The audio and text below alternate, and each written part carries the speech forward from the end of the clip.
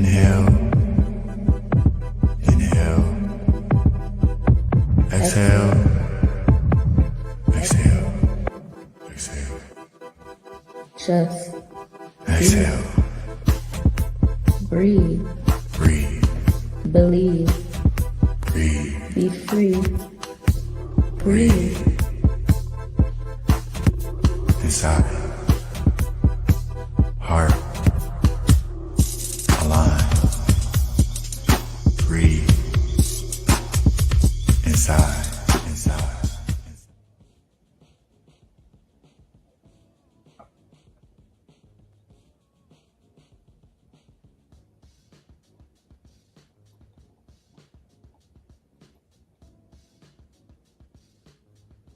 There we go.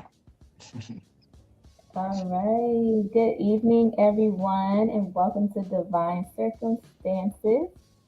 My name is Divine Marie. I am a writer, poet, business owner, and I create safe spaces for others to express themselves freely.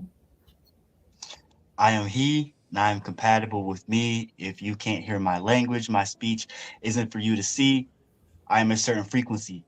Time is irrelevant. My name is Circumstantial Saint. This is Divine Circumstances, and we want to know what makes you flow, what makes you divine, and with which circumstances grow you to align. All right, so this evening we are blessed with two guest poets. We have Miss Dana and the Urban Conservative, and they're going to be sharing some poetry with us as well as Circumstantial Saint and I. And this week's topic is about duality. So the first thing that I want to do is share the definition of duality, and this comes from Webster's Dictionary. So the definition of duality states the quality or state of having two different or opposite parts or elements. And as I was doing some research on duality, I came across Taoism, which is a religion and philosophy from ancient China that has influenced folk and national belief. Taoism has been connected to the philosopher, I believe it's Lao Tzu, who around 500 BCE wrote the main book of Taoism. Taoism holds the beliefs that humans and animals should live in balance with the Tao or the universe. Taoists believe in spirituality, immortality, where the spirit of the body joins the universe after death. One of the main ideas of Taoism is the belief in balancing forces or the yin and yang. These ideas represent matching pairs such as light and dark, hot and cold, action and inaction, which work together as a universe whole. Yin and yang show that everything in the universe is connected and nothing is by itself. Yeah, I really appreciate that. Yeah, me too. We'll definitely dig a little deeper into spiritual duality, because that's kind of what that touched on. Right. And so I want to talk about different kinds of duality, and then I want to go solely into spiritual duality, um, specifically because I feel like that's part of what like you and I are all about. You know what I mean? Right. So duality is a fundamental concept that appears in various fields, including uh, philosophy, spirituality, psychology, and even science. It refers to the idea of two opposing or complementary forces, elements, or qualities existing in harmony or tension within a single entity, system, or concept. Um, so a closer look at the concept of duality would be one would be philosophical duality. So in philosophy, duality often refers to the interplay between two opposing forces or principles. One of the most well known philosophical dualities is the concept of good and evil. And myself, as circumstantial saint, I play on that a lot. Other examples include light and darkness, mind and matter, order and chaos. Philosophers like Plato and his theory of du- dualism explore the duality between the material world and the world of forms. Deja, I'm gonna let you head off with spiritual duality. Okay. Spiritual duality is a concept that has profound implications in various spiritual and philosophical traditions around the world. It encompasses the idea that existence is characterized by the interplay between opposing or complementary forces, often representing deeper truths about the nature of reality, consciousness, and the human experience. So, here are some key aspects of spiritual duality. And the first one is Taoism, that we kind of already touched on.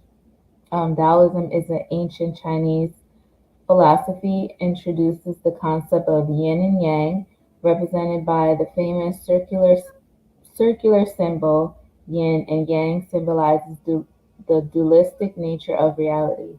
Yin is associated with the qualities like darkness, passivity, and femininity, while yang represents light, activity, and masculinity.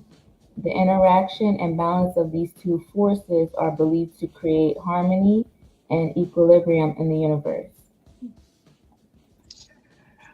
See, I want to talk about the symbol of that really quick because you have one half is light, one half is dark, and then Right, in a little bit of each is the opposite, and you right, can't have one without the other. And exactly, for me, like a lot of people are like, how can you like dark things and horror and scary stuff? And I'm like, for me, that's like comedy. What comedy is to you is what horror is to me. And like a lot of times, some comedy and some like really happy and fun, bright things are actually really creepy and scary to me. Um, but that's the like it's topsy turvy. What one person sees in something is what another person sees is completely different. You know right. what I mean? Do y'all remember the Andre 3000 song? Hey y'all with the green suits and like that Yeah, shit's creepy as fuck to me. It's like really just dark and weird, but it's so colorful and bright, right? Like you see a lot of stuff like that. So my point is like you can see like beauty's in the eye of the beholder for one. One man's trash is another man's treasure. Perception is everything. What right. one person sees as something, someone else can see completely different through their eyes. Mhm. Good or bad, it does not matter. It's experience. So, Yeah. appreciate the bad to have the good. So yin and yang, like I always take that to heart, and it's a symbol that like means a lot to me. And then also this next religion actually within dualism actually speaks to me as well, and that's Hinduism. In Hindu philosophy, duality is often explored through concepts like Maya, illusion, and Brahman, which is ultimate reality. Maya suggests that the material world is an illusion that obscures the true nature of reality, which is Brahman. This duality between the material and spiritual realms encourages individuals to transcend the illusion of the physical world and realize their connection to the divine. And for myself, I'm not a devout Hindu, but I do try to uphold as many principles as I can. But I also just try to be mindful of constantly trying to seek um, a constant connection to divine and not being too attached to any thing, person, place too much. Like, and I have a hard time with that. It's a struggle. It Mhm. really is. But it's something I'm constantly trying to be mindful of. Right. So that one definitely really spoke to me. Yeah, I love how you said, try to not be too attached because detachment, oh my gosh, that's something that it is definitely difficult. It is hard. And I struggle with it too as well, but definitely learning how to detach from things is so important. Hey, hey, Jasmine. Didn't So even see what yeah, hit comments. yes, Hinduism is Hinduism and Buddhism is always a religion that, well, I don't even think they're actually considered religions. Um, but it's something that I've always been interested in as well. You want to read off the next one? Then you touched on Buddhism. Yeah, I can read it. Okay, so Buddhist teachings often explore both dualistic and non-dualistic perspectives.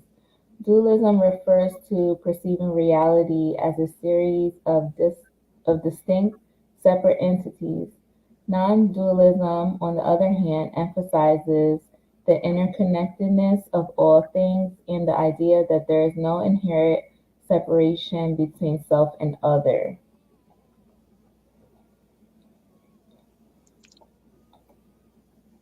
I love that. Yeah, I had to think about, hold on. So, non-dualism, on the other hand, emphasizes the interconnectedness of all things and the idea that there is no inherent separation between self and other. Basically, meaning that we're Wholeness. all one, we're all connected. Mhm. And that's why I speak of duality and wholeness, because just like I say, good and bad is the same thing, and it's up one. You can't have one without the other. You can't Right, have duality without wholeness. There are two right, parts to a whole as well. right, exactly. That's huge. That is. Um, Christian mysticism. In Christian mysticism, duality can be seen in the concepts of God and humanity, as well as the tension between the material and spiritual aspects of life. The mystical journey often involves transcending dualistic thinking and experiencing a deeper unity within the divine. I never heard of that. Well, Christian mysticism.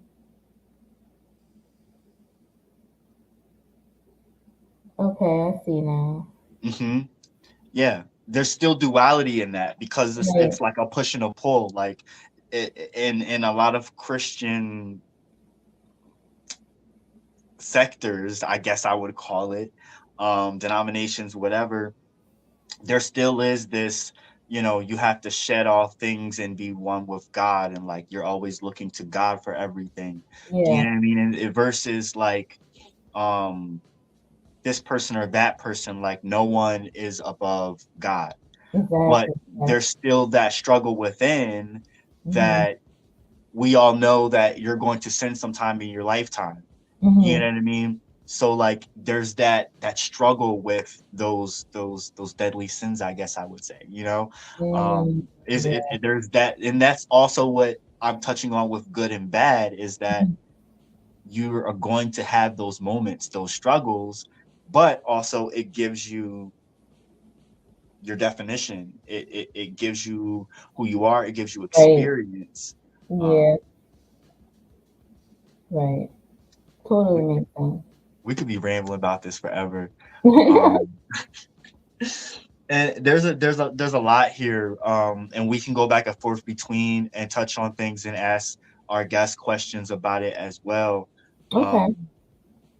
Because we definitely have someone to talk about, like Jewish mysticism, indigenous spirituality is a big one, Mm-hmm. um, and New Age spirituality. Um, Mm-hmm. do you want to talk about that real quick, actually? New age. Yeah, let's get into it.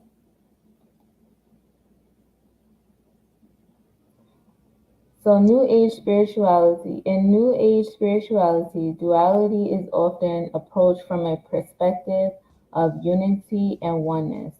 The goal is to transcend dualistic thinking, and realize the interconnectedness of all beings and energies in the universe. Sounds about right. Yeah, it's often approached from a perspective of unity and oneness, transcendentalistic thinking. Right. So basically, going back to we're all connected to the universe.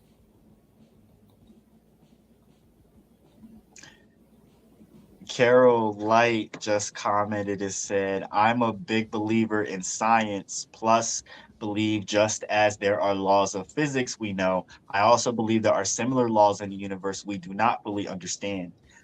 Excuse me, but I personally do not believe in a God. Mm, Um, for me, I believe in both. And, like it may be hard for other people, so like some people to not see that, but I really do believe in both duality and wholeness. mm-hmm, So for me, that's a no-brainer that I would believe in both. mm-hmm, Um, like I believe there is a God, and I also believe in science. right, And I feel that there is an explanation for both that intertwines both. That's right. my personal belief. Um, but I also see a lot of the major religions and spiritualities have so many similarities because we all envision the experience in some similar way because we are all one. Mm-hmm. I know. I um, feel like I believe in both too. And when I say that, like, I feel like I get crazy looks because people are like, "How can you believe in God but then also believe in the universe?" I'm like, because it's all connected. Like, God is the universe. You know. But people have a hard time, like, I don't know. It's like people have a hard time understanding that. I feel like everything is just a piece pulled off of a whole. Like when people talk about God, they're talking about themselves and everyone and everything. Yes, because God is within all of us. But I never impose my beliefs on anyone. Whatever works for someone is great. I was raised Christian. And for me, Mm, I was raised Christian as right. well. So all of my beliefs are heavily rooted in Christianity. Yes. Um, and for me, just being respectful to not only others but yourself, Hmm. and whatever connection you have, that's important to you, and like being true to that. You get what I Right. mean? That's ultimately what I believe in and what I hope everybody else believes in. But again, I don't like push my thing on anyone else. Right. um and like the way that I was raised, it wasn't exactly pushed on me either. Like I was made to go to church and stuff for Hmm. sure, but um as I was clearly able to think for myself by a certain point, it was just kind of like talks about different things, Yeah. But then my mother also uh, went through her whole path um, of spirituality and religion, and it definitely influenced my perspective as I watched her navigate hers because she had me young. So like we were both young together. Hmm. uh, but now she is very Christian, is what I would say. But there's like yin and yang. We both have this understanding where like I've rubbed off on her and she's rubbed off on me. Hmm. So like she raised me. She raised me to be kind of respectful to everyone. She also raised me to be true to myself. But then like I also watched her not exactly be heard. So it I guess made me like always authentically want to speak my truth no matter what. So there's that yin and that yang within me. And there was a moment that I remember, and I'm gonna shut up after this, where like I always, especially for my family, uh, dimmed my light because others it was too bright for them, so to speak, and I said too much that was problematic, or I challenged everyone's thinking because I just and it was just natural, it came to me, I just came out of my mouth with my thoughts, and it was like, you Yeah. know foreign to people. And so like I drew a boundary and put it, got distance between a lot of family members, and she was included in that for a bit. But there was this, moment that she had with me, and she explained, I guess in her terms, like, if you are meant to, and she was serious, she's like, if you're meant to um speak for the devil, then do it authentically, be you. Like, I just want you to follow the path that God put you on, no matter what it is. And I see that you're doing great things. Like, she knows who I am. Do you know what I Mm, mean? But like, she was just emboldening me to like speak my truth authentically, even if mm, it may sometimes go against her perspectives or morals or beliefs. It's mm. not her life, it's Right. mine. And it was so freeing and truthful for me. That was like, oh, like I'm following, it's breaking generational ties for like Yeah. trauma for both of us, you know what I mean? And like really helping mend that line. So there's a lot of different concepts of duality within that. I just wanted to say that. I'm gonna shut up now. What you said, how you felt like, you kind of dimmed your light around certain family members, but then you kind of just started speaking out. For me, it was the opposite. Like, I did my light, but then I just closed, closed in. Like, I wouldn't, I feel like I wouldn't be my authentic self around them because I feel like they wouldn't understand me. Hmm. I kind of like would dim my light in that way. And then it got to the point where I just wouldn't come around because I didn't want to be around. And then it Yep. got to the point where it was like, oh, when I finally start speaking out, then everyone's mad. So yeah, that's kind of how it happened for me. I think for a lot of uh black youth or black millennials, Mm, there is this dual within. There's a duality within mhm. between traditional, conservative or liberal, religious, Christian rooted beliefs, Yeah. and traditions, especially, and finding like spirituality, especially African spirituality, or getting more in touch with nature, and this push and pull between like, I'm not getting rid of everything, but I'm looking at what is me. I'm looking at, how do I interpret all of this and make sense of this in 2023. Mhm. Exactly. And so I Yeah. think there's a lot that you and I can relate to in that sense. Right.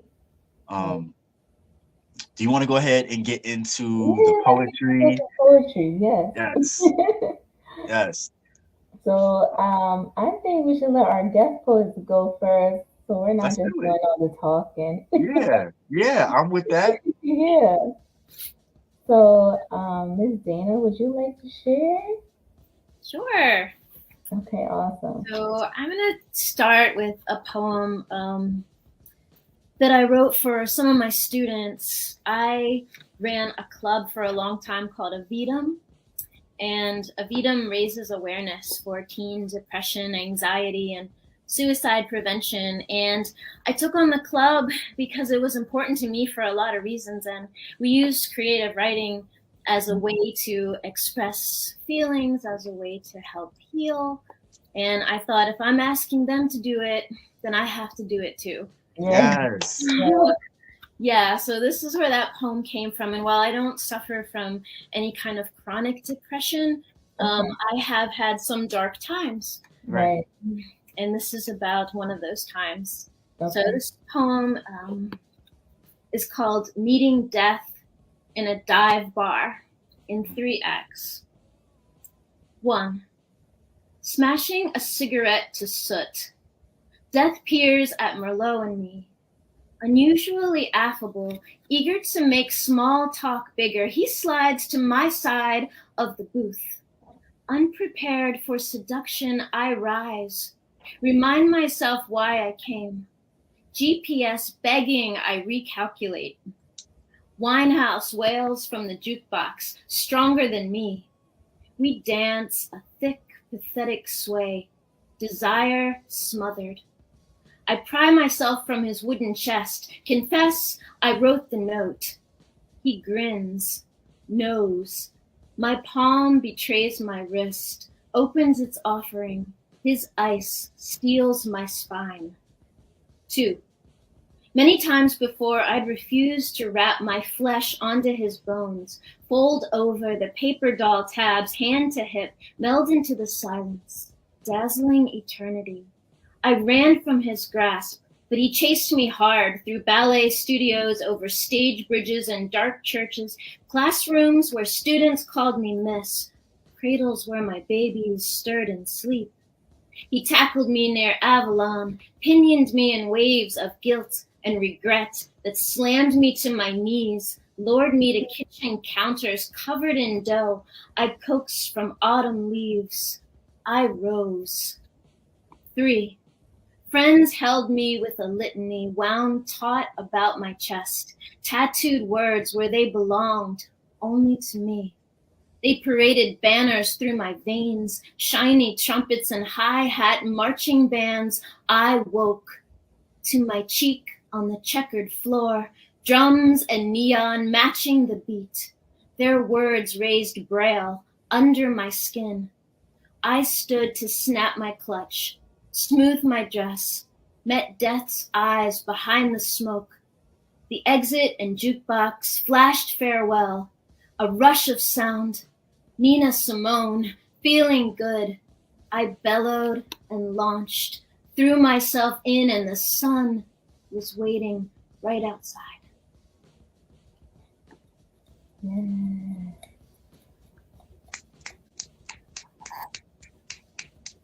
I love that. Thanks. Wow. Deja, I'm gonna let you go ahead. Yeah, I'm gonna let you go ahead first. I love how descriptive it was and how you used so many descriptive words and like it just felt like we were there with you. It was it was definitely very descriptive. I don't even know how to explain it. But it was so deep. Like I could really feel it. Right. Hmm. For Thanks. me, I'm sorry. You always seem to be um first of all, it's always talking about, or more like seem like you're analyzing what has been done to you and what you've experienced, and kind of counting them up and realizing you're teetering on the edge, but there's still a brighter day beyond it. And always realizing like the little things, the descriptive things, the little things are those moments of peace, tranquility, solitude, clarity amidst all the chaos that you might be feeling. So you'd say under my skin, for example, is talking about focusing, at least for me, it's my perception of looking at the focusing in on one little thing Hmm. because there's so much going on around you. Even though you're talking about actions of what what you're doing, you're still being very mindful of that. So I see like the yin and yang about to cry, like the ray of hope in all of that. It's yo, that was dope. And yes, very It was descriptive. so yes, very descriptive. I loved it. Thanks. Yeah, the decision to personify death just seemed like a conversation I wanted to have, and I wanted to set it in this dive bar, this smoky, kind of dark kind of place, but knowing all the while that on the other side was light if I could just get to it. Right. And the reality was I did have friends and family who saved me, and I am so thankful for them. So this poem is a shout out to them as well. That's beautiful. I have a poem that reminds me of after you gave me that, like, but it actually talks about depression and how she's a shadow of mine that follows me called Berlinda, and telling her like, yeah, you can come and sit sometimes, like I'll make you feel a little better, but you can't stay here, you gotta go. And I like how you mentioned the point of having a smoky dive bar, because there's a lot of we talk about religion and stuff, there's a lot of yeah, hedonistic things, but there can be like sultry, seductive things as well Yeah. that can be enticing. So where can you end up? Sometimes you may not leave, or you may not leave the same way that you came in. Um, Mm. knocking on doors. Yeah, I was also kind of inspired. I don't know if any of you watched it. It's a show about Emily Dickinson called Dickinson, and Wiz Khalifa actually plays death. Mm. And I think the way he personifies and the way he takes on that and communicates with her was kind of an inspiration too in this poem. I never watched that, but now that you say Wiz Khalifa, I love Wiz Khalifa. Right. He's so good, and he picks her up in the carriage, and they have these deep conversations and ride all over, the town and talk about death, and it's very, very intriguing. Yeah, Mm. Yeah, highly definitely. recommend. Okay, so I have another one, and this is based on a real event. I work sometimes in Delaware as teaching artist, and I have to leave really early in the morning. So I see a lot of beautiful sunrises. And this one particular day, it was just that bright orange, fuchsia pink, like just taking over the sky. And I was so mesmerized. And just as I was staring at it, I looked down really fast, and right at my tires, there was this dead deer, like it had recently been hit. And just the contrast of those two things, I had to pull over. I went into a Sheetz parking lot and just sat and wrote, and a lot of this poem came out of that. It just really struck me how you see something so glorious and beautiful and life-giving and new, like every day is new, and then at the same moment, death was at my tires. That being caught in between, and what do I look at, and how am I living? Like, where am I in between this? I was literally and figuratively between new life and new death. It was kind of a moment that took me. So this is called Self-Portrait as a Tourniquet.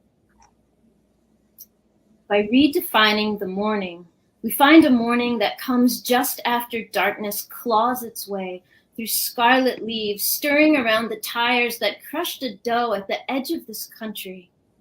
Road where I almost didn't see it, my eyes dark-glassed and riveted to a seductive sun, throwing fuchsia tangerine blankets back, coaxing me to pine only for him, while peeling skin from garlic cloves to press into dressing that will disguise torn spinach leaves, superfood to bolster the headlines of a day spent ignoring everything I saw that bled.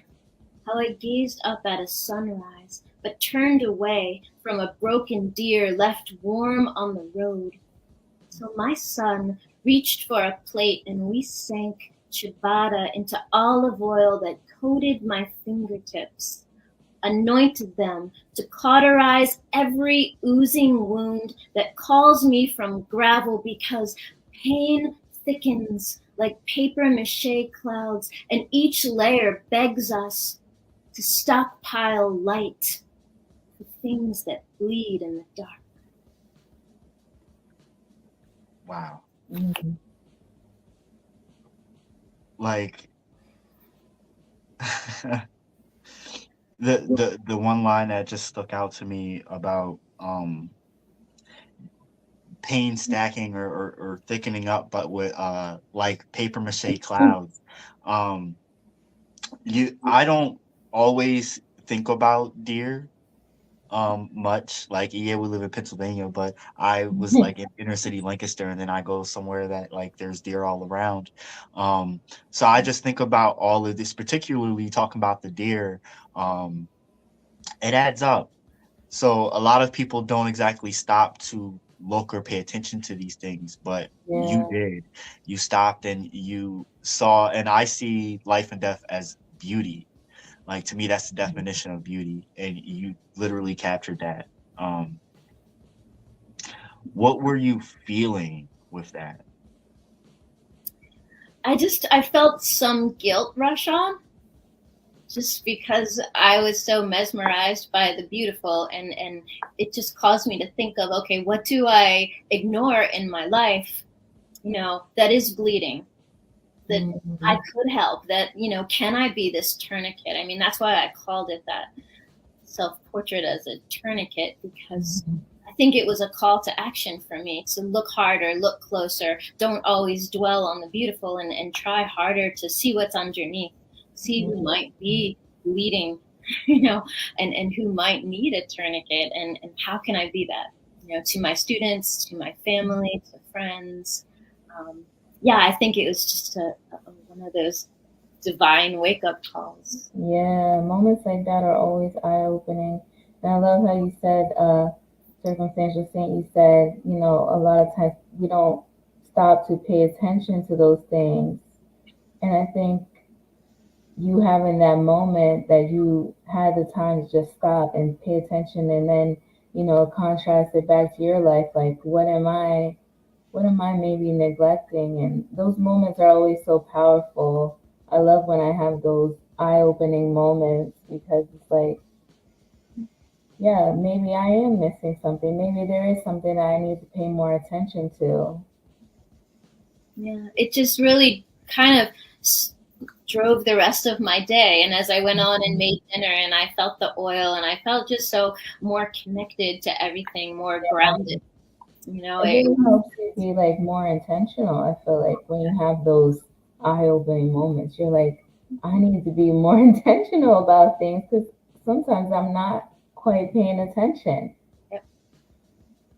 That was it. Yeah.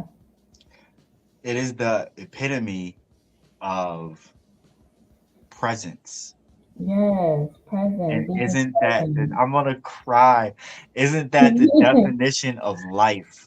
To live in the moment, to be present. And Yeah. for me, that's what that poem embodies. Mm-hmm.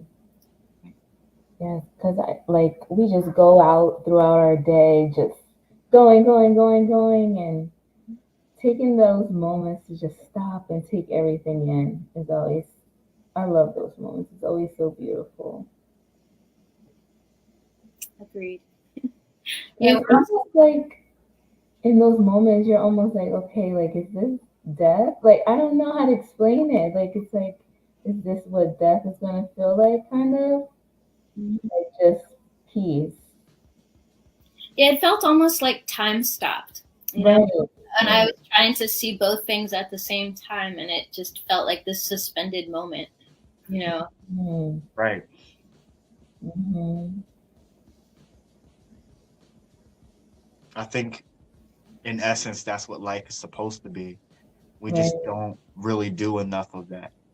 Right, we don't, because we're always just going. We're true. always just going. Yeah. Oh my God, yes. So, yeah, it is. Exactly. I don't know if you guys are, well, this is a safe space, but I always Thank you feel, again for joining, Susie. It's good to see you, and I couldn't agree with that more. yeah. Susie also works with kids, and Yeah, she was on last time. yes, Yeah. so it's and I'm big on that, because art is a dying thing, especially with youth. And if there's anyone that needs it, especially during these times, they need it the most. So I can't thank you for both of y'all for coming on and being a part of Yes, this, because definitely. we need to keep inspiring everybody, but especially Yeah. these kids. Sure. What you want to do next, Deja, Divine Marie? Do you want to read off poetry? Do you want to have Chaz go? Excuse me, the Urban Conservative. You ready? 'Cause you've Yeah, been looking off to the 'cause I side, haven't heard him read, so I'm excited. right? Yes. Let's hear the urban conservative. No, I appreciate having me on. First of all, thank you. Sure. I'm when I know a lot of this stuff is talked about. I really don't understand when it comes to duality. Mm, For me, um, the way that I talked about duality, and is between urban and country, Okay. inner versus rural. Right. And I call this piece Urban Blues and Country Roots. Um, in the heart of the city, where the two sides clash, east meets west, cash meets passion, life's whipslash. Two souls intertwine, dual in their vibe. Dualities dance in the urban tribe. Concrete jungles where dreams rise and fall. The urban conservative stands tall through it all. With a suit and a tie, yet street in his eye, balancing hustle with grace, reaching for the sky. Thug life inked on one hand, a briefcase in the other, struggling with the roles of the businessman and the brother. Divergent dimensions in the rhythm of the streets, where the beat of the heart and the city's pulse meets. Pac once said, life's a test, mistakes are lessons. Duality's essence counts your blessings and confessions. For each shadow, there's a ray of the sun. In every battle, there's a war to be won. So when you walk the line between the old and the new, remember the duality inside of you. For it's the yin and the yang, the dark and the light, that fuels our passion to keep up the fight. In every corner, in every avenue stride, the dance of duality can't be denied. So embrace both sides, let them coexist, for it's the balance, true harmony exists, country beats and city streets.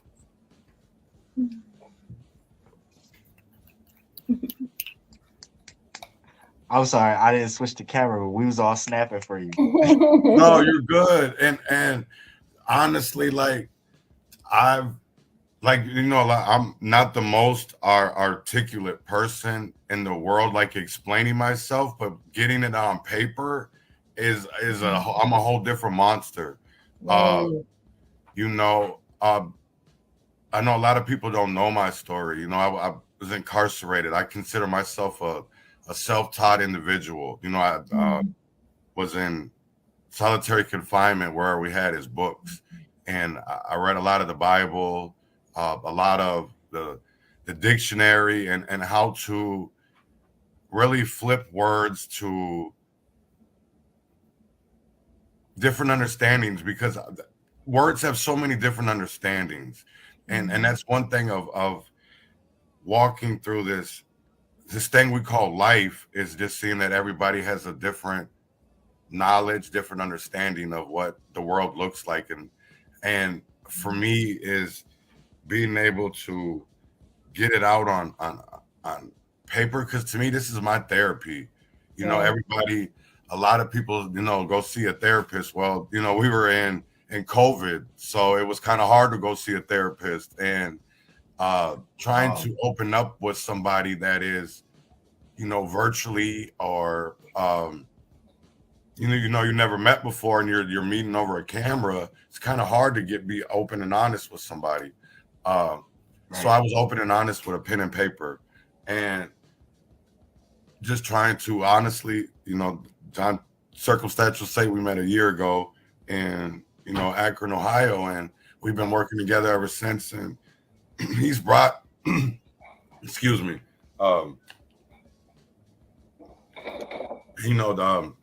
that's why I kind of wanted to get on here tonight, because that duality and trying to figure out who Chaz Neal is and who the urban conservative is, because they're two different people. The urban conservative is confident. He's inspiring.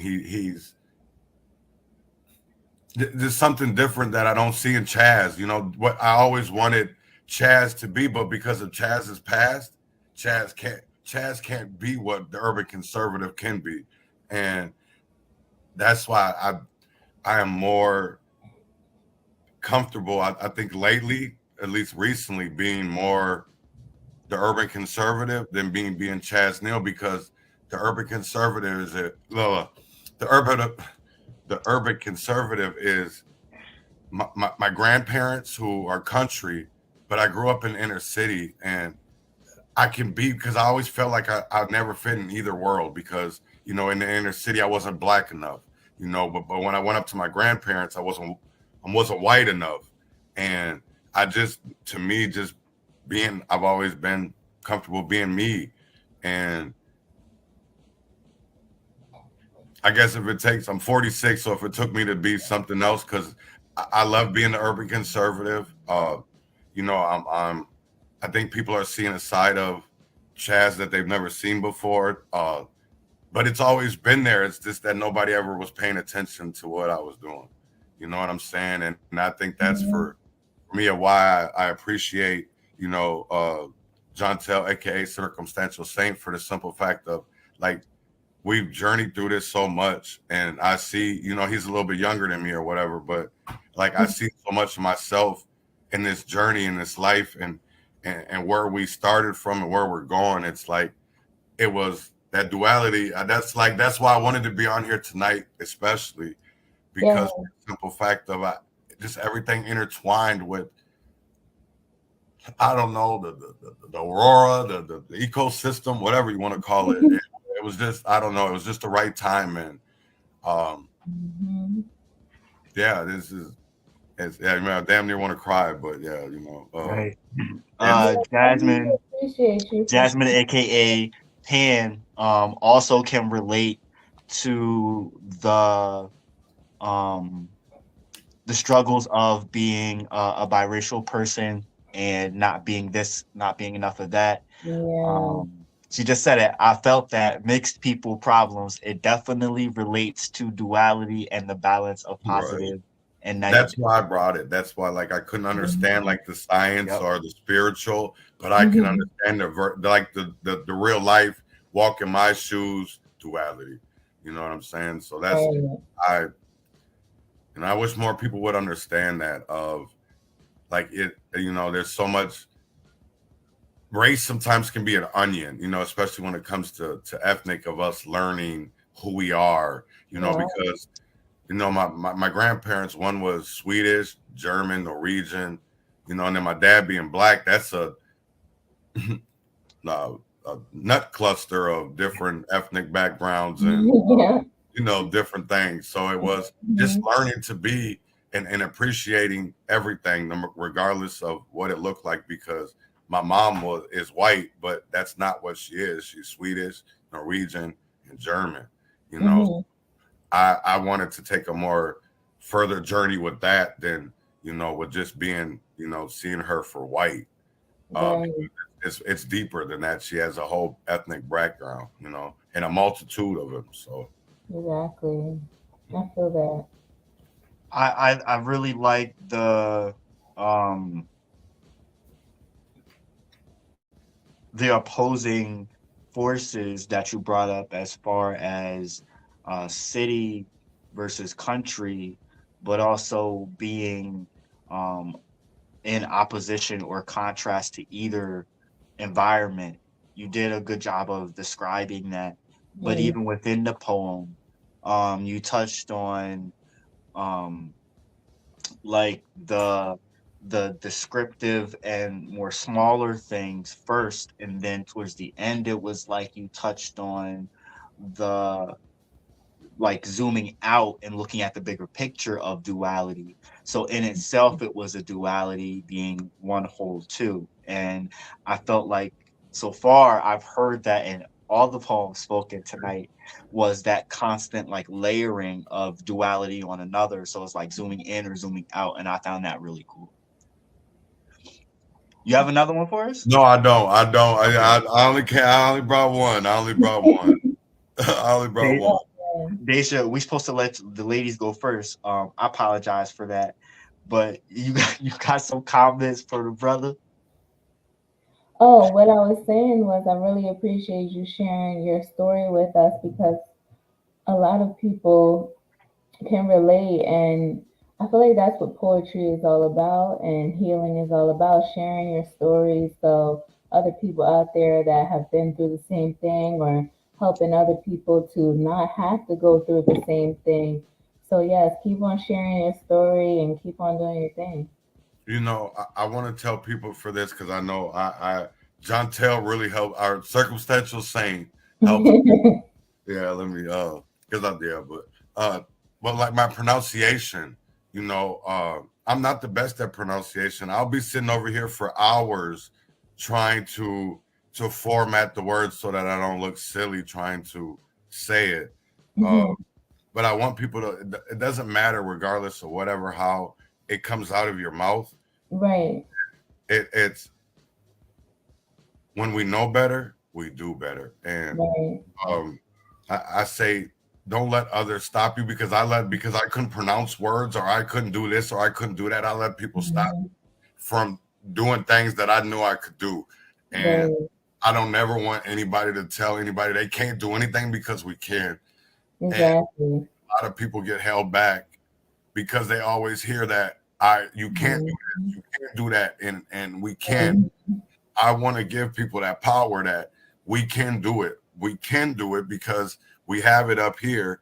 We got to Right. stop letting people get in our heads and telling us that we can't because we are powerful people. The mind is a wonderful thing. Oh yes.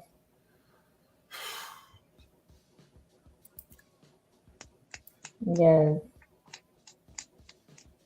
I couldn't agree with that more. Yes, yes, yes. Mhm. Um, freedom is in the mind. Right. There's not, you can always, even if someone's trying to control your mind, like there's still, you can still overcome that, you know. Mhm. um you may not be able to speak, but you can think it, you know. And when you think, you create. Mhm. So, and we all know, well, it's known that speaking is a very small percentage of human expression. Mhm. um, and that's not to take away the fact that words are power, or else we wouldn't be poets and it wouldn't be a way for us to express ourselves. But my Mhm. point is that even if it doesn't come across the way that we want it to, the way other people are perceiving it, we Yeah. also have to understand that perception is everything. So someone else's perception is different. We Yeah. all have different languages. So there can always be that language barrier, or that understanding barrier. And then there's also different kinds of, I believe, experiences of intelligence. What one person is good at, another person is good at. And for me, I find great value and great beauty in that. And that's where you have a lot of those yin yang, opposing force, duality connections, whether it's a friendship or relationship or business partnership. You have a lot of people that do great things because when together, there's the shared commonality. There's opposing forces joining together become very much more powerful. Mhm. um so I really dug all that, and I couldn't agree with any of that more. Like that was, you said it, bro. Like that was Yes, definitely. And I used to be, I feel like well, I'm just getting over that. I used to be the same way. Like with my poetry, I wouldn't want to read it out loud because I would feel like, oh, everybody's poetry is so much better than mine. They use so much descriptive words. But then yep, I realized like everybody has a different style. yep. And yeah, like you were saying, everybody's perception is different. So like you can't compare yourself to somebody else. Like it's your way of expressing yourself.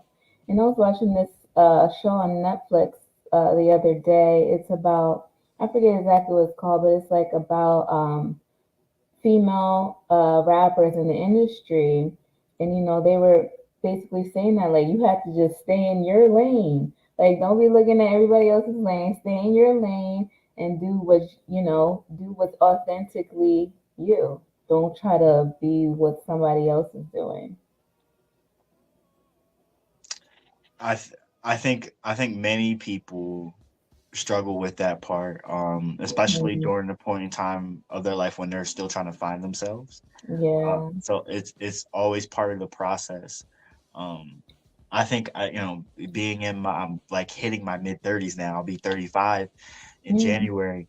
So it's just a lot of understanding things that if it was like several years ago, my reaction would be different. Yes.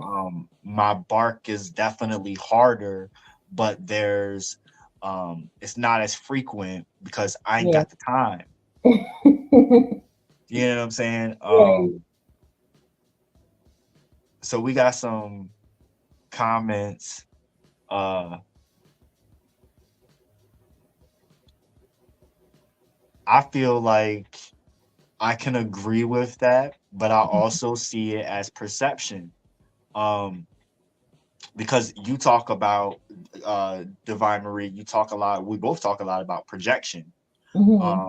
and what someone's directing at you is more so a reflection of where they're at and their feelings or the way that they're seeing something.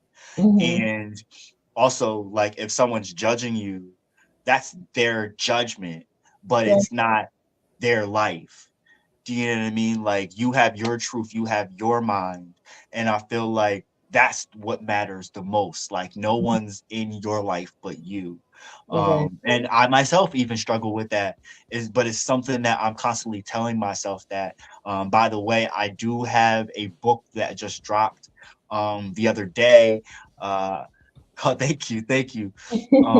Called "I Speak to Heal." It's a book on 120 affirmations and analyzing them and talking about how you can heal through acknowledging different dark spots, duality, shadow work, generational trauma, and getting to a point where you're in judgments, especially speaking with your chest, not paying it, not being a people pleaser, Mm, all of these things that can bog you down on your journey of healing and understanding that you spoke about it the other day. Healing is not linear. So the book touches on all those things, and I feel like affirmations are a really great way to remind us that words are power, words can be mhm, powerful, and you physically speaking it, the certain sounds, vibrations, and frequencies that emanate through your voice box create a certain resonance within the surrounding area around you in your force field. So when you're telling yourself, I am powerful, it actually does something to the force field around you. Even if you're just thinking, I am powerful, because it's within you, it's going to change something. But when you speak it through your vocal cords and your throat chakra, it actually does something even more powerful. mhm. See, y'all done got me started. Oh, thank you, Carol. I appreciate that. Carol is featured on my latest album, which is also called I Speak to Heal. And she wrote a poem about me. If you want to check out the song, she's on the track called Healing. Um, she actually spoke it, and I just, yeah, thank you for that. Appreciate you. I love Carol. Yes. Do not let people stop you from expressing yourself. Absolutely not. Yes. And that's what I'm learning. Definitely. I guess we're going to go to ladies first. See, it's your turn to do your poet. And then I also have a little snippet that I want to show everyone that Divine Marie prepared for us. So, you ready? So which one are we doing first? My poem or the snippet? Let's do the snippet first. Okay, cool. All right. Good evening, everyone. I hope you all had a blessed day. I know I did. Now I'm just sipping some lavender and chamomile tea. I just put my kids to bed and I finally get some me time, which is the best, especially as a mom of more than one child. Having that time at the end of the day is so much needed. So, yeah, I just wanted to hop on here and say, don't let nobody, and I mean nobody, not your spouse, not your parents, nobody, don't let nobody tell you that you're healing for too long, or that just get over it. It was never that serious. Don't let anybody ever say that to you about your trauma. Healing is not linear, and trauma can affect everybody differently in all different ways. Something that might have happened to me might not have affected the next person as much as it affected me, and vice versa. So with that being said, we can't give anybody a time frame on how long that they need to heal from something. Everyone is going at their own pace. Everybody is on their own timeline and on their own journey. So we can't tell somebody that they need to hurry up and heal from something. Healing is not linear. One day I might be feeling up and feeling good, like I got this, and the next day I might be down again, and that's okay. It's so important to feel your feelings, feel what you're feeling, feel it out, sit with it for a minute, feel it, and heal from it. There's no rush to healing. Take all the time you need. Give yourself all the grace in the world. Give yourself a big hug and just keep on going. It's not an easy journey, I know, trust me. I'm right there with you all. So yes, take the time to heal at your own pace. Don't let anyone make you feel bad for not healing from something as fast as they think you should heal from it. And that's all I have to say for the night. I hope you all have a wonderful and blessed evening. Peace. Yes. I really love that. Thank you for that message, Divine Marie. You're welcome. Yes, because healing is not linear and everyone's healing journey is different. Um, and we just have to give ourselves grace. We can't rush the process. Everything is a process. Y'all to see that Chaz is not here. I like Oh, yeah. he and I thought about it as you were saying the that line and the music hit and it just he said he didn't realize this one was gonna be this emotional for him. And I wanted like he's definitely on his path of healing and just realizing a lot of Yeah. things in his life for sure. Yeah. And maybe I rubbed off on him a bit and he's definitely rubbed off on me a bit. Mm-hmm. So uh he's healing and it's just it's nice like you are not maybe around something so it's maybe foreign to you but then when you come across it it's like wow and things hit you and you're like wow again. Yeah, I um know. I feel like that's constantly happening. It never stops. Again, that's life though. Yeah, exactly. All right, you ready, sis? I'm ready. Okay, so the poem that I wrote is called Love Is. And I just wrote it the other day, but then like I just reworked through it again before we hopped on here. So bear with me and I'll probably still work through it again because yeah. But here we go. Love is twisting, turning, crying, yearning. Love is twisting, turning, crying, yearning. Never makes you feel the same. Love is like butterflies in the chest while the heart is being ripped apart. Love is joy. Love is pain. Triggers the deepest things within you. Hard conversations you try to resist. That's what love is. It's not always happiness. Love is, love is, love is. Love is love is the one who's there when nobody else is, while giving you space and time to grow. Love is letting go of control. Love is not from the ego. Love is, love is, love is. Love is the one you share your deepest secrets with. Love hurts sometimes and makes you remember the world exists. Love is the highest vibration. Love is, love is, love is.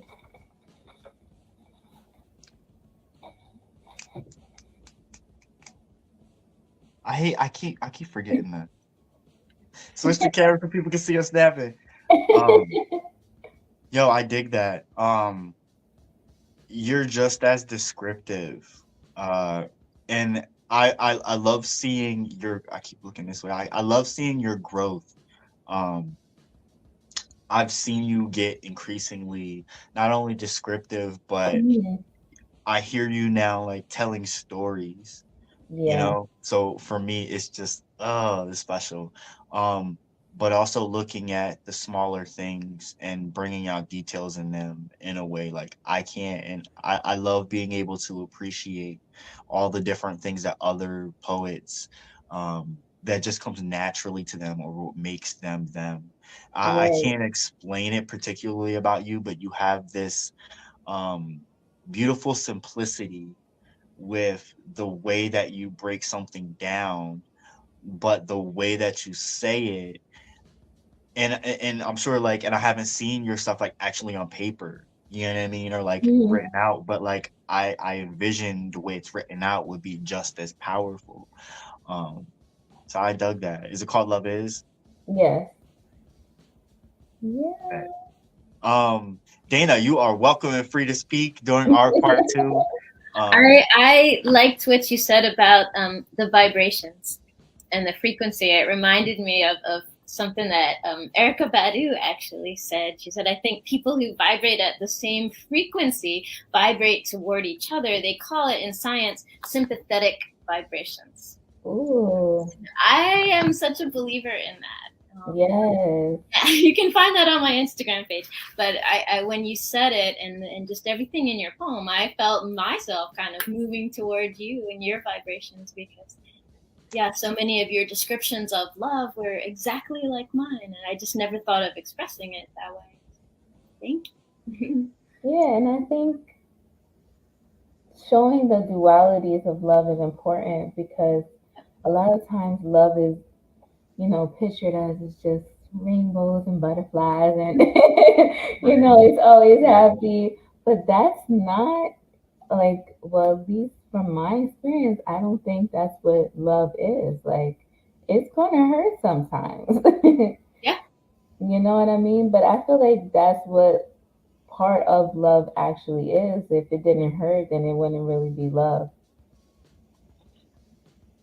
I feel like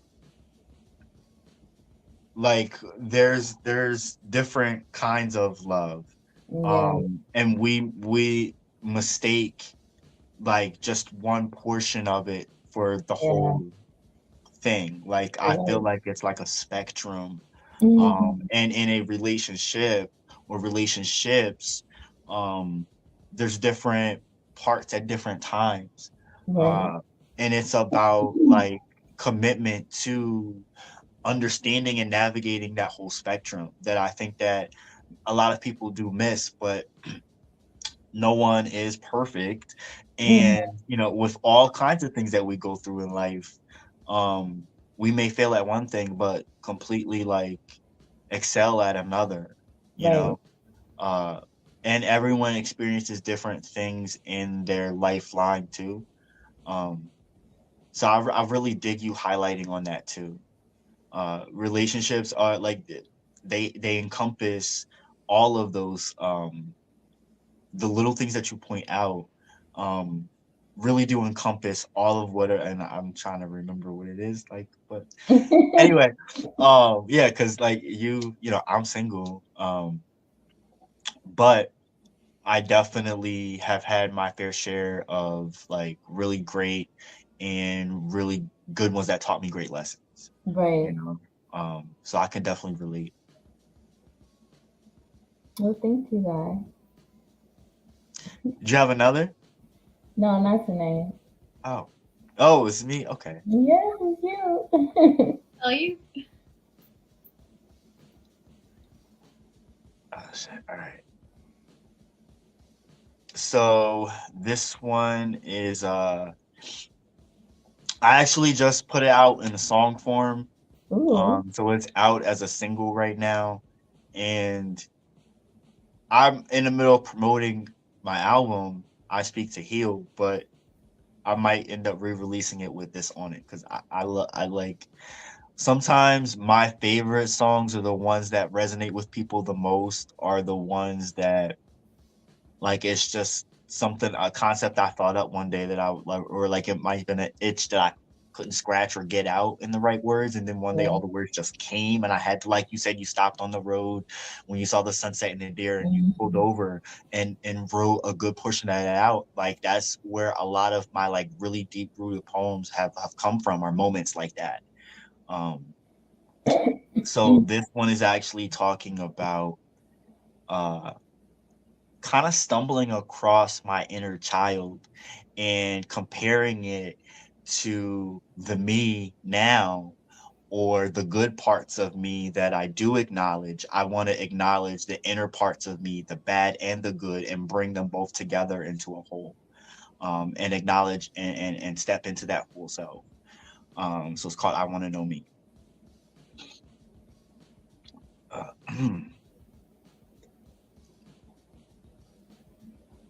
Sometimes it's like I don't know myself.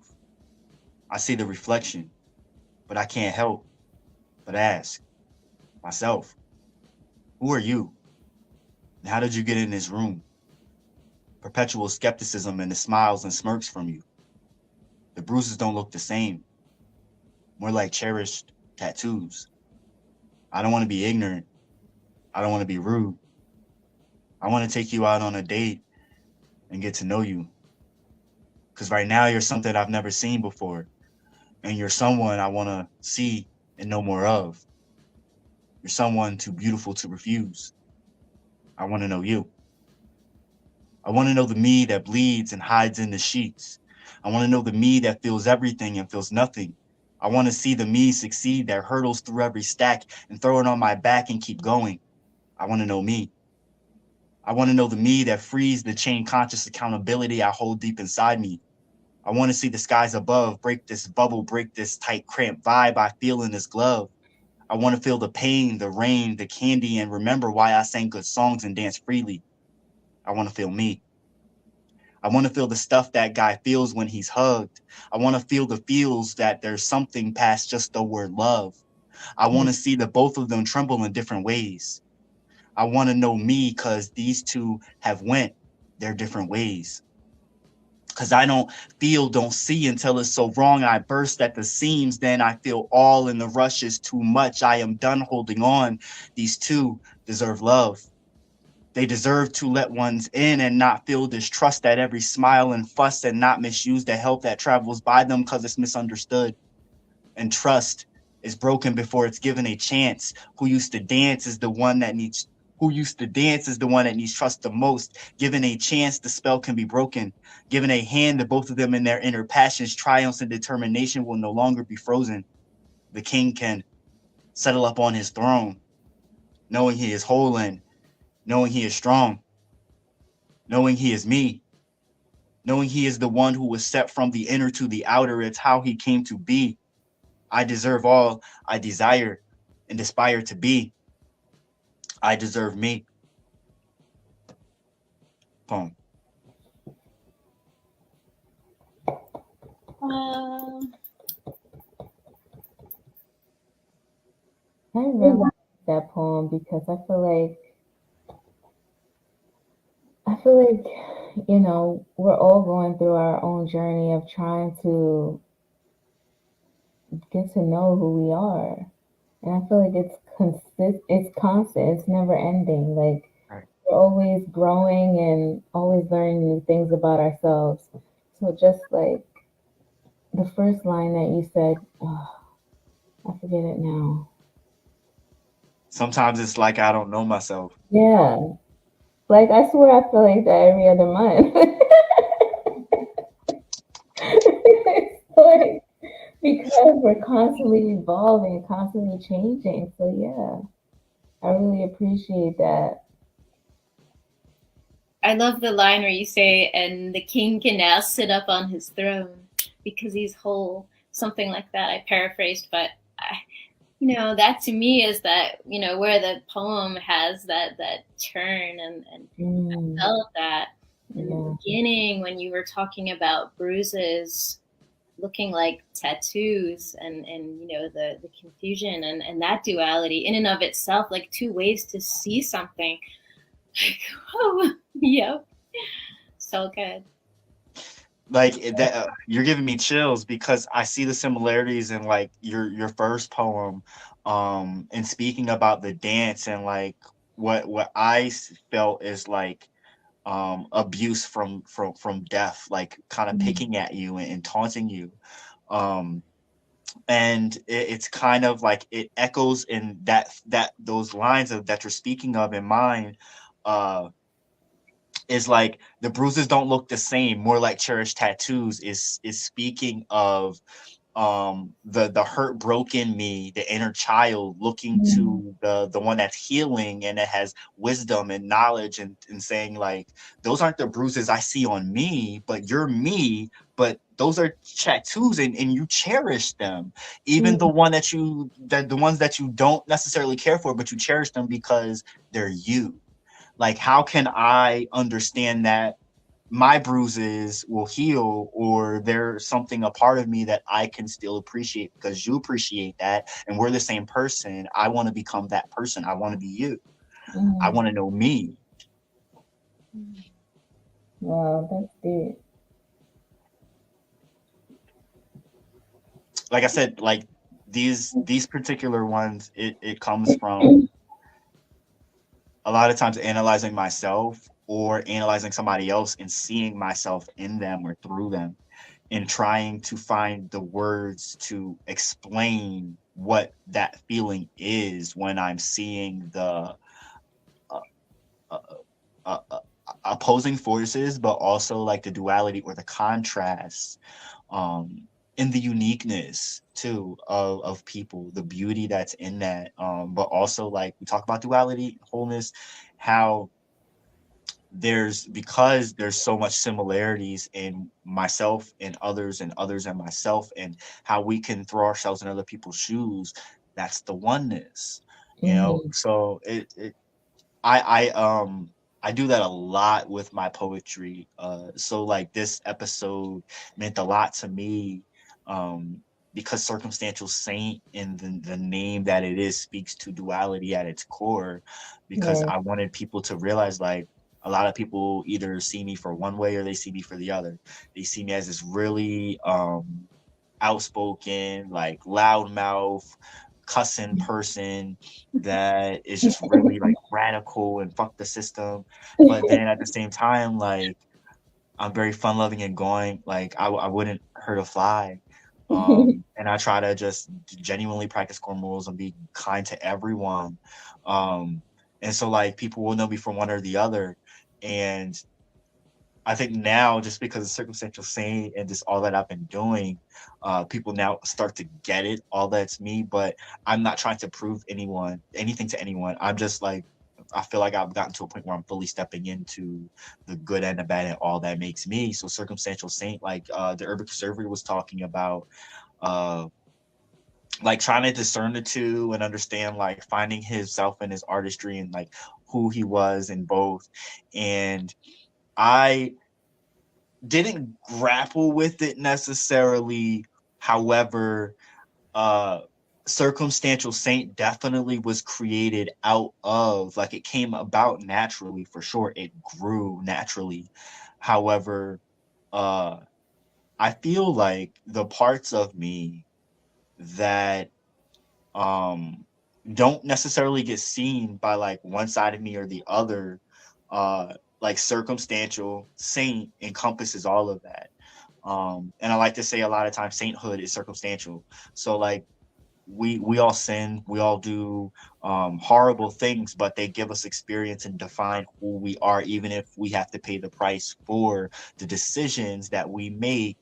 I always live by, like, what happens to you in your life is your fault, and I don't mean any harm or ill will by that. I just mean that there's a purpose for everything, no matter what it is, and we can't make sense of it in this life. I feel like it's supposed to make sense in some way, even if it's not meant for us personally to understand it. And I hope that makes sense to people.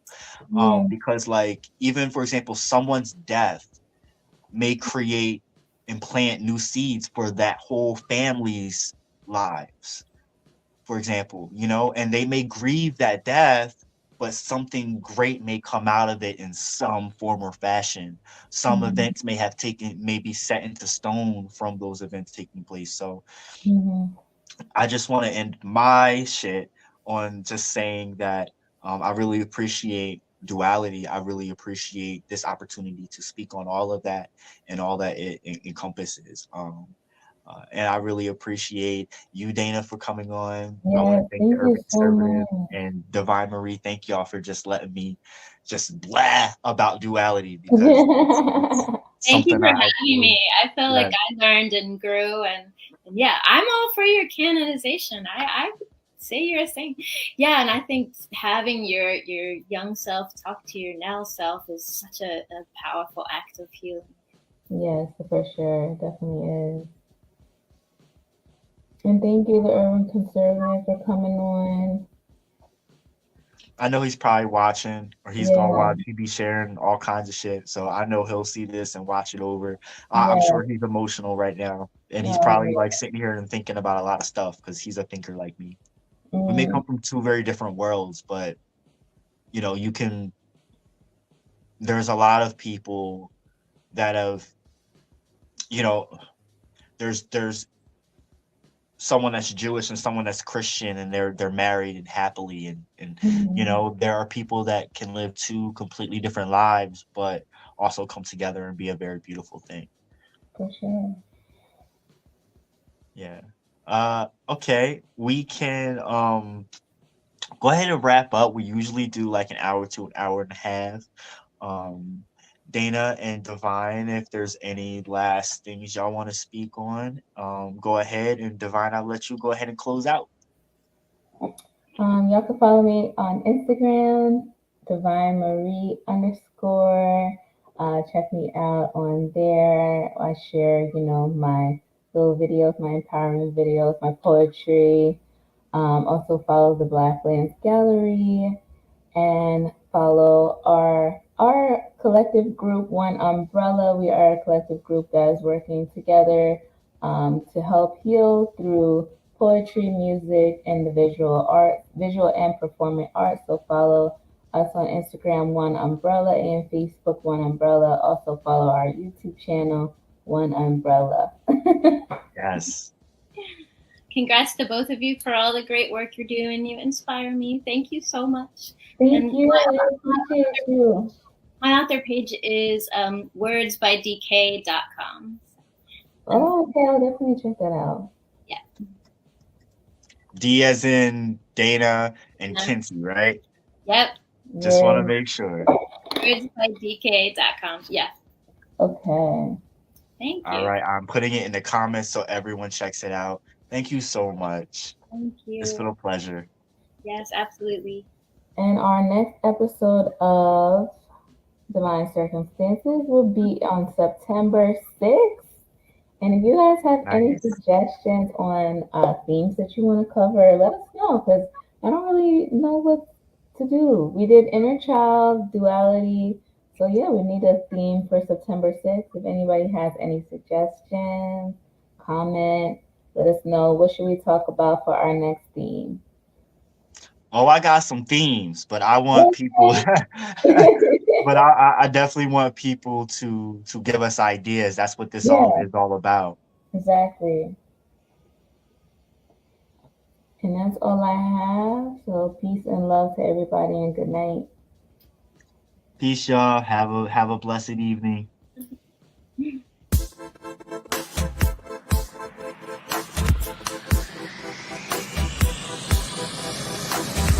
Circumstantial. Divine reason.